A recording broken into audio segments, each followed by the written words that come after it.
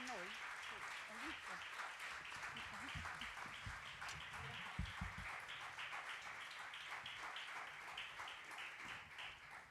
Salve. Hello, welcome. I have to take a photo of you because this is beautiful, you know, all masked, you know, you're going to go all on Instagram. Nobody will recognize you. You're too funny. It's a new view. Grazie. It's a new outlook on the world. Well, welcome to Isabella Rossellini, who has declared to be the official representative of the Rossellini-Bergman family, and Alice Rohrwacher. Welcome. I would start from Francesco, because we have just come out of Francesco, and I would like to know what is the impression on you for this, from this film. I saw it some days ago in Cannes, and I had the impression of a first film to be seen, you know, upsetting at the time and upsetting today. I have seen very many times this film, but the difference between the individual screening, because I've seen it on my own, I don't remember it exactly, but maybe just with one or two friends in a domestic context. So I never had the possibility of viewing it at a movie theater. So seeing it in a movie theater, it was like seeing it again. It sounds like a trivial comment, but actually it's no way so trivial. But it has been such a like breathing fresh air. You can't believe it, after all this time, how much this is alive, fresh, you know, and first to some extent. So I believe in this capability of telling a story that is spectacular without ever making it actually spectacular, without selling the characters and taking advantage of the characters, to put oneself into them. It's then it's really funny. It makes you laugh a lot. So this is the incredible part, and it's the beauty of seeing it in a movie theater. We laugh together, and so we laugh more, because if you're by yourself, you will not laugh as much. I didn't remember it was so funny, and it made me laugh as much. I saw it very little time ago, and I remembered it as a serious film, whereas it is really funny. Quanto è bello andare al cinema, mamma mia. And I said, how good it is to go to a movie theater. Isabella, e per te? Sì, per me è stata la stessa cosa, è il primo film che vedo sullo schermo grande. It's the first time I see on a widescreen a film after COVID. So, and my father's film, it's one of my favorite ones.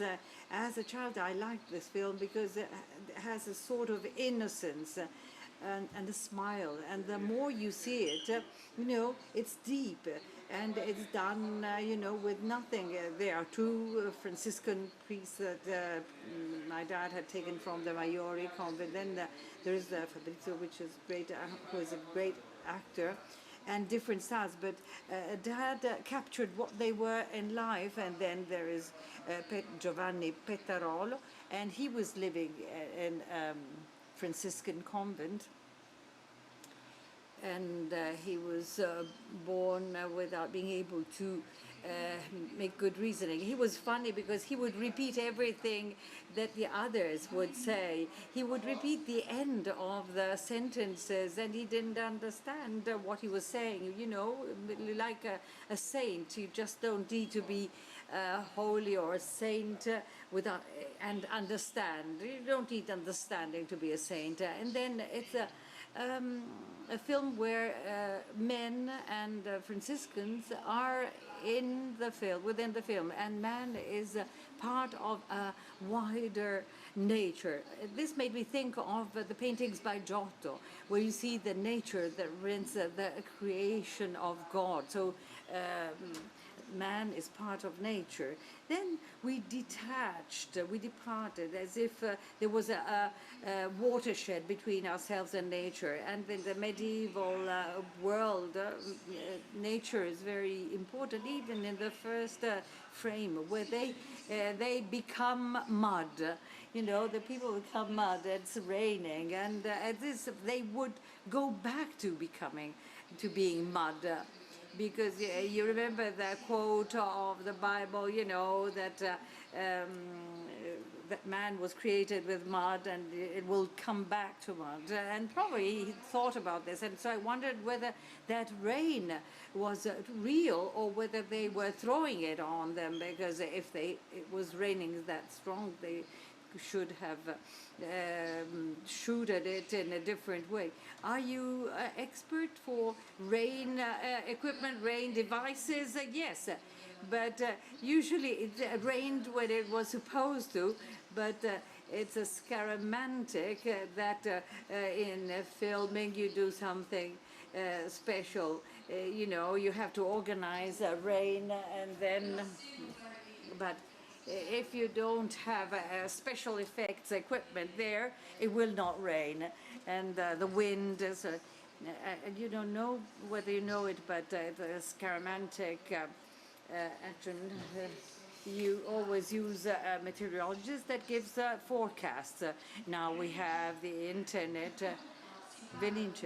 And you pay this person who is an expert in meteorology, who will say, you know, at 12 o'clock it's going to rain, and then we all would be able to know this. But without that specific person, you cannot start the shooting. You know, it's good. It's incredible. He's good. Maybe it's up to him to make weather change, you know, in one way or another. And then every time I see this film, I think of what the two producers might have thought. Both Fellini as well as my father, you know, made these producers, rendered these producers heroes, because like Amato, because they have loved cinema, but they wanted the money to come back to them, you know, and this would not happen all the time. I remember everybody tells me, in the family you were talking about the career, the image. Well, I never thought, I never heard anything about that or interesting story, but the only thing I heard, where do we get the money? You know, hours on end discussing about money. Also, Alice, do you also discuss about this issue of money in your family? And sometimes I was being an actress, a model, and I was dealing with that role. So that's why I refused being involved in this issue of money. Whereas I had to go back into this spiral. Il punto di partenza di questo incontro era As a director, you both live in the country, and I want to know what you produce. What is your produce? What do you make? You are really a farmer. I have become a farmer. I fall back on my family. Personally, I help out. I help out doing many things, but I would not be able to manage a process from A to Z by myself, apart from the back garden. But in the family, we produce honey, wine, oil, and for us, and for the Cineteca of Bologna, because that's where it ends up. The only persons who can access to the vegetable garden Rohrwacher. Now, this was the great mystery, the great question I always ask myself. I I've always been living in a world that was rich in many, many things. When the zucchini were coming, there was 100 kilos of zucchini or over. So in the abundance of these things, and I was wondering why everybody escaped from here, whereas while there was such an abundance of things. So I always wondered if there is a reason that I don't know, a sinister reason underlying this abundance, or whether the human being has created social forms of oppression and suffering for which the people had to get away from abundance. Because when you live in the country, you see that paradise is on earth.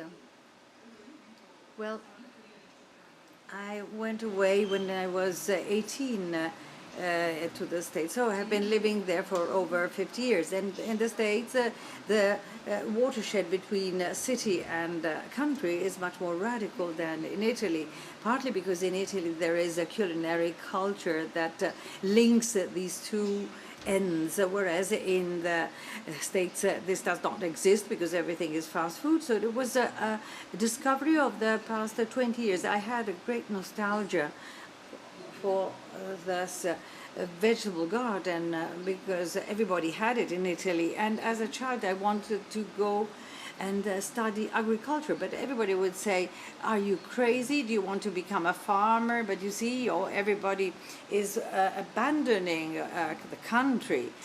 So there was a moment in which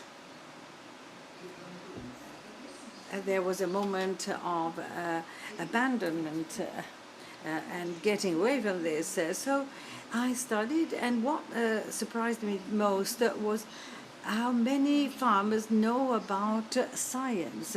You don't think about it, but they see it on an everyday basis. So a farmer has to handle everything. He has to understand animals, he has to be a mechanic, he has to be a good, weather. It has been, depreciated, it has been despised, but and then there was a worsening of the food end, but there is a recovery. In fact, you noticed it, but I didn't notice it in the cinema context, but it's up to you to put San Francis in as an issue. There is a return, a comeback to the country, and there is a recovery of that culture by young people. And in particular, wine. Wine is a bit the most experimental facet, and is also avant-garde. And so I believe this is going to be a driver in this sense, also for the rest. In the country where I am, I live in Long Island, and so New York is made up of many islands, Brooklyn and Queens, and there, it ends up with this long island that is called Long Island, and it was made up of many farms of potatoes that have turned into vineyards, and also there agriculture has come back through vines because it makes more money, and maybe now the cultures are more varied, and I deal with these animals, and my friend Patty deals with vegetables. I make eggs and honey, and then I started with sheep and wool, the old wools. What are old wools or antique wools? All the industrialization of food, not only in Italy, but generally speaking, when you go to the supermarket, you'll find one type of asparagus, one type of spinach, but there are many varieties. The same thing happened with animals. For instance, the sheep that is called merino, that it has the softest wool and most successful, but it has become a monoculture of these sheep, because before wool would be used to make carpets or mattresses, whereas those now those sheep are no longer useful because the wool is harder and harsher. So I took many antique varieties, and they're called in English heritage breeds. and there are movements that try to save them. So also my chicken belong to old ancient breeds, and they're all smaller because they have been selected to be fatter and make many eggs. My chicken make 250 eggs, not 350, and they fly. Selecting them, we have inhibited their capability of flying, and so now they fly on trees, and I get desperate. But they make different colors of eggs. When I go to the supermarket, I see the same color of eggs. And whereas my eggs are small, others that seem little rockets, they have different shapes, they have different varieties of, and what is being lost is variety. That is a wonder, wonderful. I will bring your hand clapping to my chicken. For instance, I went and studied ethology. And I give you an example of forgotten farmers' culture. I study in the lab with scientists, but chicken, do they have a brain? Do they think, for instance, do they recognize people? Well, a farmer knows this. And when my chickens see me, they come along, they come towards me. Whereas I come with a friend, they will look with distrust at the friends. And this had been studied in the lab because the information has been lost on the way, because the sheep recognize absolutely everyone. They recognize the dogs. When I come in with my dogs and my dogs get in the farm, the sheep are tranquil. And even if a small chihuahua comes in, they don't know, they don't recognize it, and so they get away because they are afraid of the wolf, and they are afraid even of the chihuahua, fearing that they might eat them. Where does this come from? From your mother or father? In the family, we have always loved dogs and cats. And it's a little bit more my own. My father would always tell me off because I was picking up all the dogs and stray cats. And once I came into my room, my bedroom, and I saw on my bed all these bubbles, what they were lice, they were going up and down. And so they said, if you keep on, picking up all these animals, I send you off to the college, that resemble more being sent to the prison, and that belonged to me. But we always loved animals in my family. Alice, the other question, the other matter is how cinema manages to tell the countryside. You do it with a great grace, but it's something very rare in Italian cinema. The filmmakers that would talk about country or countryside were very, very little. Tonight we're going to see the Mulino del Po, which is an artwork. It's a film that is absolutely beautiful and of rare perfection. And then there was Novecento, 900, then there was the Albero degli Zoccoli. Today there is more focus on this subject, but actually the Italian cinema doesn't really talk a lot about the countryside or the country.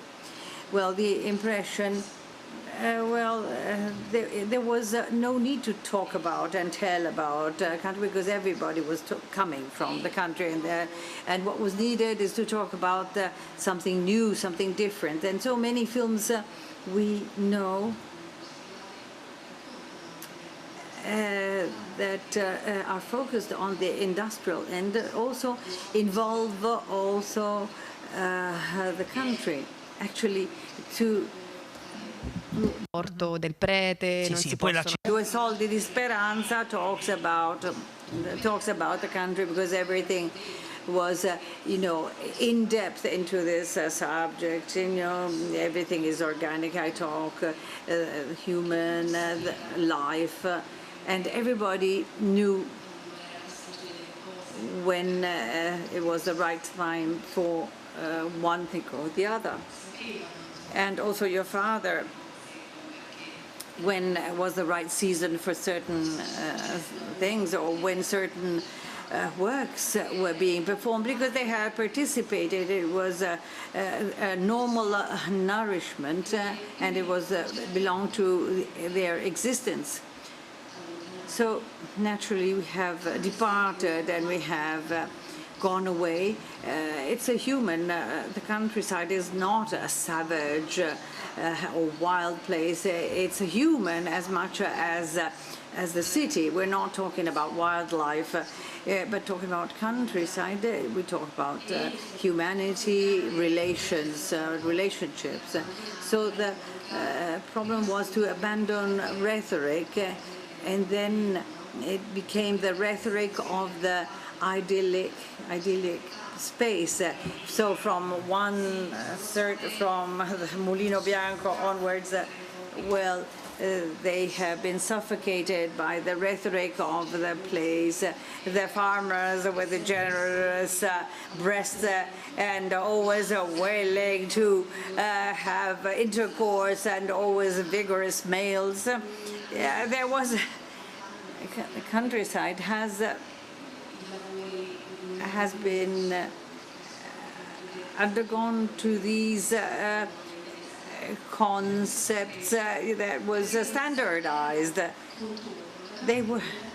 The countryside became the contour, the periphery of the story. It was not an essential part of the story. And the time has come no longer to whether we should talk about one or the other city or country, but the relationship between man and nature. The countryside is more evident than the city. So it's because we are here today as animals, we have reached this level. I don't know whether it's good or worse. I cannot judge where the level we have reached, but we're always in touch with nature.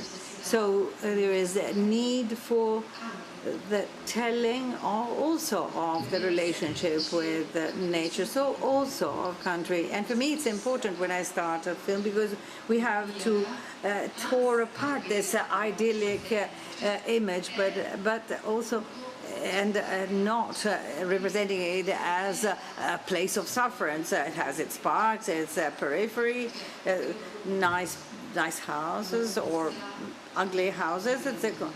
But its complexity was something that was not light at the time. What do you think about the movies that were able to recount countryside? Now, I just read recently, I don't remember, well, living in the US, I've seen some American movies very recently. Well, in the US, and there's many movies about wild nature, because we exploited Europe, the forest, cut down to build boats and houses. But when we got to the US, it was heaven on earth, because the natives were few, and they lived not by farming. They farmed very little, because everything was, there was such plenty of things, so they were hunters, gatherers, and so when you see the movies by John Ford, you see the American wildlife. When you see the painting of the 19th century, the most beautiful one, the one that I remember, are these incredible views of this heaven on earth, where the wild was the expression of God. So if you look at the Italian painting of the past, you see the agriculture, the farming. I I don't remember which painting is that. So I see this image of the wild wood, dark, and then the field with farmers, as if God had given us nature to control it, to dominate it, so through farming. So that was the expression of the beauty of God and the goodness of God. This is the story. When the story told by art is the plenty, heaven on earth, Eden not touched by human beings. And I see it in John Ford's movie. They are incredible. I've just seen them recently, and that the stories of the plots might lack political correctness. But you can see the horses, what they could do with horses. How can you manage to do those scenes? And also the extras. So the extras on 4 horses on their foot. How did he find those extras? So maybe circus artists more than extras. Well, also in Francesco that we just saw, when they throw the poor juniper, so they're able of doing things. All the men there can do things, and they have a knowledge that sometimes, well, as Ginepro survived to this throwing and tossing, it's a miracle. It's the miracle of the movie. It's the miracle. But also in practice, he survived, because this is not a special effects, absolutely. So you're a bit afraid of looking at it. I tried to see if it was someone who was able to, an artist, to do that. Instead, no, they did it to him. Alice. Something that Giuseppe Bertolucci told me, he admired a lot you filmmakers who are able to tell the story of nature. I said I would never be able to look at or to frame a cow or a hen. He said they are able to do so. Well, so you say cow, and this phrase go by Kelly Richard, on the arrival of farming the first cow. I don't know if you've seen it. It's really beautiful. It's not in the Cinema Ritrovato catalog, but not yet. Well, it's difficult. Often you feel embarrassed. It's hard to really take or shoot nature because they don't comply. There is a non-compliance. Animals are non-complying, all of them, because they do what they want. Really, they don't care. But being able to do so, for example, what we did with Lazarus and the Meraviglie. So we don't talk directly about the countryside of farming, but the protagonists are people who hate the countryside, but they have something to do with it, and they hated it. They hated it. But what we do, usually we start from the basic, and in order to film it, we build it. So we plant the trees, or we plant the tobacco in Lazzaro, and we see. So, and then we wait, then it grows, and so we work on the gardens. We're very good. If you need to make or build a garden, a vegetable garden, ask us. And so it means that all the people working, most people working on the film, the crews, really live through that experience. But now with Gian Scarpignano. So John, I think that we are the only directors who work 100, but you show 5 in the movie. So the world we build to make a movie is on a ratio 10 to 100 or 100 to 10. So we build a huge world, and then to make a small documentary in the world that you build. And this has something to do with nature. because I like the relationship between nature and human beings, the nature which is built up, but through an experience for the characters, for the crews, film crews, and people working in the movie. And that's what actors miss today, in many actors today, is that they have to relearn how to work. So we go and work on the countryside. But I feel that there is a coming back. So there is this need coming back of really working with the body, with your hands, in a natural way. When my father made a film, Stromboli, with my mother, well, she was a great Hollywood actress.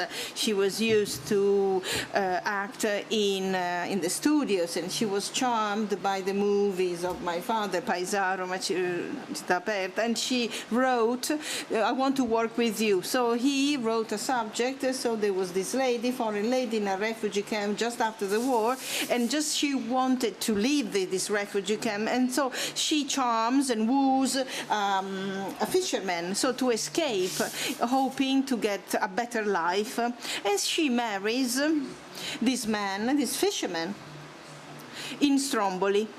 And when Mom asked my father, who is the actor? And so he said, well, let's look for the actor. So they went to a harbor. Do you want this? Do you want that? And they picked a fisherman there on the dock. Because my father was convinced that there are things that really mark a man. If you fished all your life, you have a way of touching the nets, of moving. Also, your skin is different under the sun. And you cannot do it with makeup. You cannot ask Cary Grant to play the role of a Sicilian fisherman. So that's what he did. So like in the film of today, so he makes the real, Fabrizi with the priests and the friars. So, and I'm asking myself, that today's audiences, they are used to see a really finished, completed film, so maybe the audience will understand. This is a priest and this is an actor. They have different ways of acting, but they mix together, they blend. I don't know. I'm asking myself, what do you think about that? I found a great freedom in that. And so this celebration of cinema, of getting by. So, you have, my father told that he wanted to tell a story. He says, if I need priests, I go and look for Franciscan priests and friars. So I don't have to explain anything as I would with an actor. So there was no barbarian, but now we have Fabrizi. So the great freedom, and also to trust the audience that they would understand. So the film was not about that, but about the search for ethics, for morals, and what makes up a man. And so, what is Francesco, Alice, for you? So what is the film about Francesco? What is Francesco about? Oh my God. I was thinking about, I can, present you something. While introducing the film, I said something, and then I thought that I should explain more. The film was made in 1950, after the war. And recently, I saw a movie by Visconti that I've never seen before, Giorni di Gloria. It's a movie that Visconti made just after the war. And there were summary trials, some fascists were lynched. I never knew that, because after the war we were told that the fascists were bad and we are the good ones. But this film by Visconti, well, it shows you. And I thought about my father and Visconti, because the film of Visconti, I felt like the right to justice as a vengeance. And in the film by my father, there was the wanting to find reconciliation. My father went to Germany just after the war with Germania Anno Zero, the story of a child. So he was looking for the human being, not the Nazis. And looking in St. Francis, the answer to the ethos. He was Catholic, but he didn't go to Mass in churches. So this is something that really permeated that generation. Then my father made Europa 51 with my mother, and there is a story of a contemporary saint. So I had the impression that that generation was marked a lot after the war, by the war. And you forget the date because San Francesco, Giullare di Dio, is surreal, it's timeless, out of time. So, yes, a bit so. Certainly, this film, it's hard, but probably is a film about the sacred for someone who doesn't have any more religion. And this is not by chance, like you said, that this is a film, a movie, that even if you're not religious, you can find something. Is not a geography, a classic geography, but is an attempt to tell the sacred through a world that has experienced firsthand the war. And so telling the sacred, the holiness outside religion, the good relationship with the barbarian, with nature, with human beings, with the brothers, the friars. So let us, move away, Let's change topics for the last 15 minutes. And the topic is memory. And I start with something that I discovered reading the interview you made for La Repubblica. So that's your father. So he got sick with the Spanish flu because my grandparents pretty much had the same. I was lucky enough to meet them, and we never talked about the Spanish flu at home. And I thought, well, perhaps, so you move away from an experience such as the Spanish flu, and you don't talk about it anymore with these pandemics. And staying 1 week in Cannes, I realized that all the movies I saw, none of those films talks about the pandemics. And no one wore the masks. Nobody had the masks on. And nobody noticed that. So we had the mask, but at the cinema, no mask. The actors didn't wear the mask. Nobody had the mask inside the cinema. And so this, it was funny to discover that your father had the Spanish flu. My father was born in 1906, the Spanish flu, 1920, pretty much. So when there is 20, there is something bad. And so my father had the Spanish flu, and my grandmother made a vow saying that she would dress in black if her son would survive. And so she always wore black. And then maybe she put, something always black, but maybe with tiny white polka dots. But she made a vow because my father survived. To wear dress. And the terror of talking about that, my father made Open City, Roma Città Aperta with Anna Magnani, and they were a couple. And they separated because my father married Bergman, and so also Anna Magnani had a son who had polio, and so there were lots of things in common, and the terror that the disease would strike us in the family, and we could also get poliomyelitis. So they had their own COVID. So we have our own COVID now. So now, Gianluca, you have to dress in black. Make a vow. So a question about memory, because Cinema Ritrovato is the festival of memory, of recollection.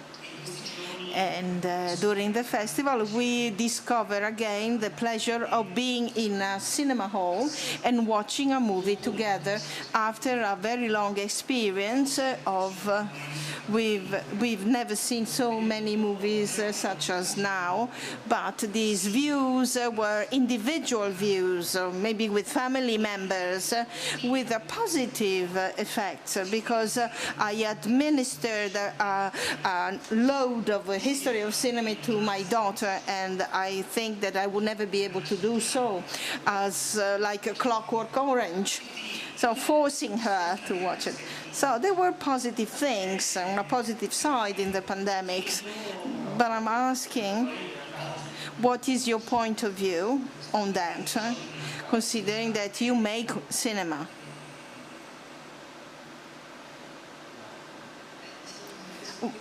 On this,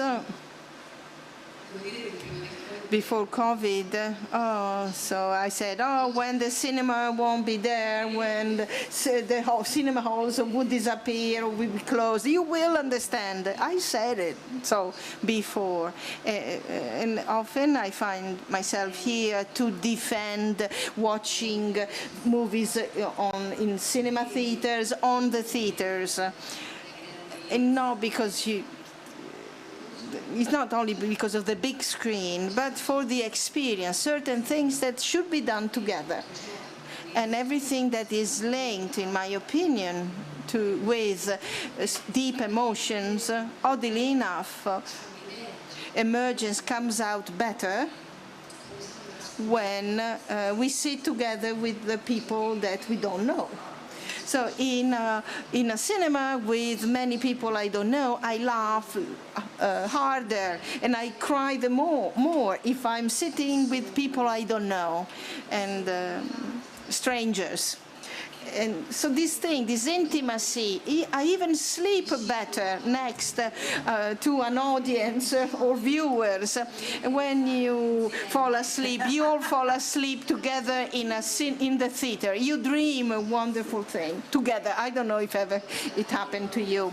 So being afraid together, it has a value of fear than being afraid alone in your home. Is horrible. But being afraid all together and to overcome it, it has a great value. So now, we shouldn't even explain that, because we all live through, because cinema is not just watching movies, it's something else. It's watching it together.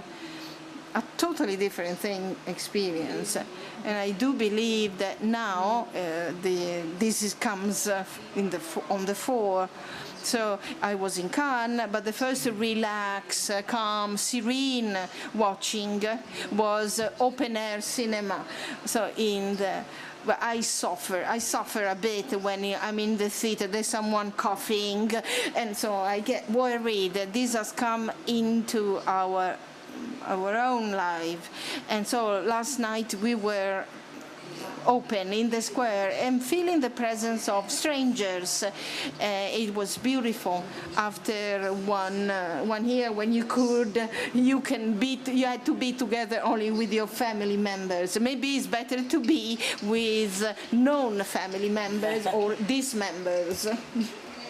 I would like to add that in my personal experience, I do agree that today is wonderful to watch movies together, but this experience is precious. And going to see a giant movie on a giant screen, like traditional, all this modern, this would not be the same. So trying to at home to have this screen and to see them with the screen at home. So I wake up at 5 o'clock in the morning, I drink a cappuccino, and I watch a movie on the computer as you used to read books, lying in bed. And I watch 2 films a day, 1-2 films a day. And I thought that with this I could replace the movie theater, to sit all around with the family, a big TV screen. Instead instead the opposite happened. The cinema became a book that I study, that I watch in the morning because I'm lucid, and otherwise I fall asleep. So this is something that I will keep with me all my life. I wake up and watch a movie on a tablet, and I see many of them, maybe an hour and a half, then and then the last portion, the end, I'll see it afterwards. Something that I condemned before. It's not the right way to see a movie, but we have a group of friends. We take an author, Agnes Varda Herzog, and we look at 5-6 movies, and we look at them in a chronological order. And it is a revelation. Only this formula, you can understand a lot of authors. And seeing them I have to sit 2 hours in front of a large screen. Well, that's the best way. But also this other way, there was an intimacy. Maybe not with the films you've never seen before. No, you gave me the DVD of Divas, so I'm used to the gestures as an actress. Also, Darwin studied the expression of the emotions, and they were whether evolution has something to do with smile, So Darwin studied that, whether smiling is part of the evolution. So I watched this movie by myself, and maybe if I'm interrupted, I stop and get to see them afterwards, and I get all the information. I would like to understand how Lida Borelli, the first divas of the cinema, for our taste, they're a bit exaggerated. They're overdoing it to our taste. But they try to represent emotions in cinema. In a movie, if you see a row between husband and wife, maybe this row can last 45 minutes. In the movie, just a couple of minutes. So also the gestures is a summary of that. And so this is what these actresses, the divas, invented it. And how did they get there? So I think both statements are true.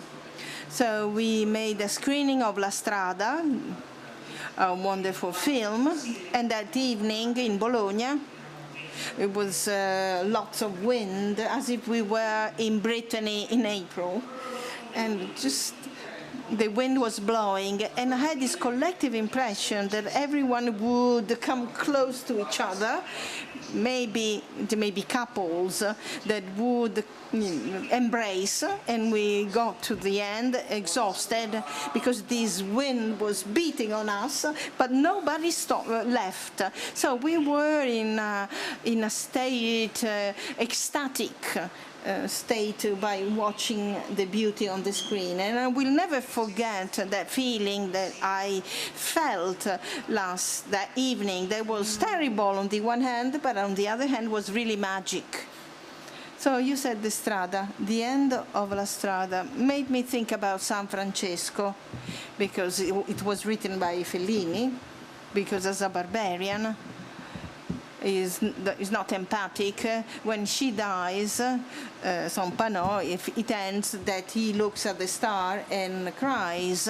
So it's like Gelsomina in her innocence, like Ginevra in the film of my father, and this innocence, this openness that touches your heart. There is a parallel between La Strada and Francesco, undoubtedly, as there is a link, very strong link between Francesco and Pasolini's cinema. So this is really clear-cut. And at the same time, it is true that we have the possibility, when the Cinema Ritrovato was born 35 years ago, to making a retrospective of Fritz Lang was incredible as an effort. We made it only in part. It took us 2 editions to make a complete retrospective. Now the movies are available, and this is a wealth, a richness, which is unbelievable. As the link between the movies, which were more secret 35 years ago. Now they are more easily found. And even when the history of cinema is part and parcel of ourselves, it's useful, it tells us something. And in this way, we are the first human beings with that opportunity, which is enormous. Because could we ever make a war after everything that we can see in our smartphones and all the movies we can see? Can we fall back again into that rut? So I think that this will change us as human beings. Unfortunately, wars are made with smartphones, with joysticks, and they work. When I saw you, I just came back from the US a bit still. When I was a young girl in my life, not 300 years ago, 60 years, so I'm not 500. When I wanted to see the movies of my parents, I had to wait for the retrospectives in film archives. My parents' films, I saw them a little bit, once in a while, etc. Now we can see everything of the arc of filmmakers all throughout the career, etc. This is something we can do it. Cinema comes into your home, and even seeing the parallels between one filmmakers and another, because you can see a film made in the 1920s and maybe 50, 60, 80, and say, yes, these filmmakers saw this film from the 20s, and then before it was impossible. Almost impossible. So the work of the film archives was essential to do that. I'm fascinated by the movies of Sergio Leone and his father, Roberto Roberti. I never made this parallel. Last year we presented Fra Diavolo, so not many films survived by Roberto Roberti, the father of Sergio Leone. It is a movie, when you see, you have the impression of seeing a film by Sergio Leone. They're working on popular culture, visual culture, in a daring way, as it happened with Sergio Leone 40 years later. And so in reality, when I started working with cinema, so there was the idea of silent movies, then the sound, then realism. It's not like that. Everything is extraordinarily linked together. And Visconti could not be Visconti if he hadn't been struck by the Divas movies and struck by Lida Borelli. And as Pasolini has lived through the Italian silent movies or the gaze of Dreyer. So everything is more linked, and we can see it. And so we are going to see in this program Nightmare Alley by Galdinger. And the same story would be the next movie by Guillermo del Toro. And when we see Nightmare Alley, we cannot not think about Guillermo del Toro. But when we are going to see Guillermo del Toro movies, will be completely different, because his imagination will take another route. So the history of cinema is chock full of links now. When Scorsese tells about the film that inspired him to make this movie or another, it is impossible to grasp these links, because they've already turned into something else through the genius of Scorsese, that the link is almost invisible, but for him is an essential part of his filming. Okay. Well, I just moved away from the main topic. I digressed.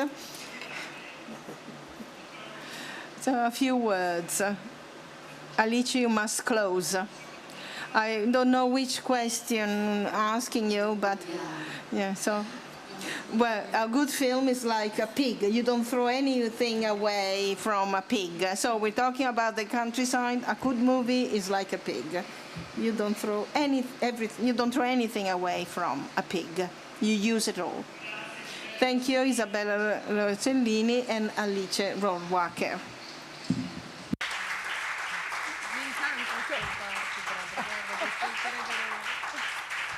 Come me l'hanno stupendo. Grazie.